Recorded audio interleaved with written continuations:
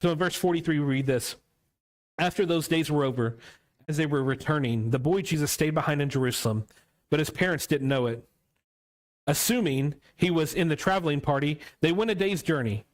Then they began to look for him among their relatives, and when they did not find him, they returned to Jerusalem to search him out, search for him.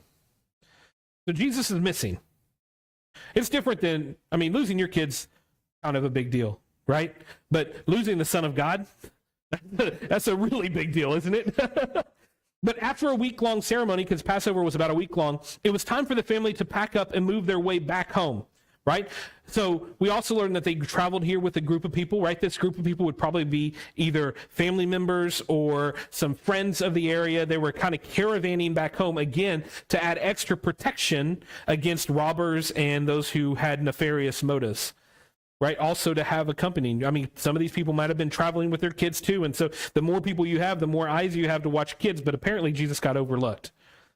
Right? This was a long trip. They went about a day's journey.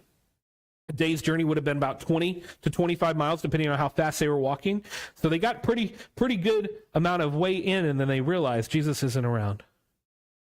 So the reason why Mary and Joseph didn't immediately notice is, again, they would have assumed that he was going to be with somebody else. They would have just assumed he was maybe with a cousin or he was with a friend. Or we've done this before, right? We've gone out with other friends and family members and just assumed that our kids were with them. This is what Mary and Joseph would have done. And then they start looking for him that night, and they're like, holy smokes, where is this guy?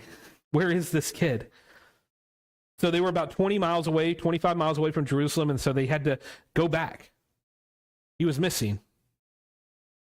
The son that God had promised them wasn't with them.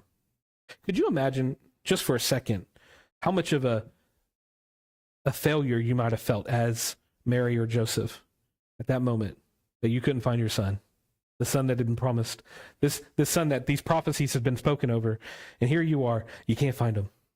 Like sometimes my kids go outside and I don't know it, and I start freaking out, right? But here, he's all the way back in Jerusalem. 20 miles away. It's going to take us another day to get there. And not only that, but I didn't tell you this, when this Passover festival would happen, there would be an influx of about 200 to 250,000 other people going into Jerusalem for this event.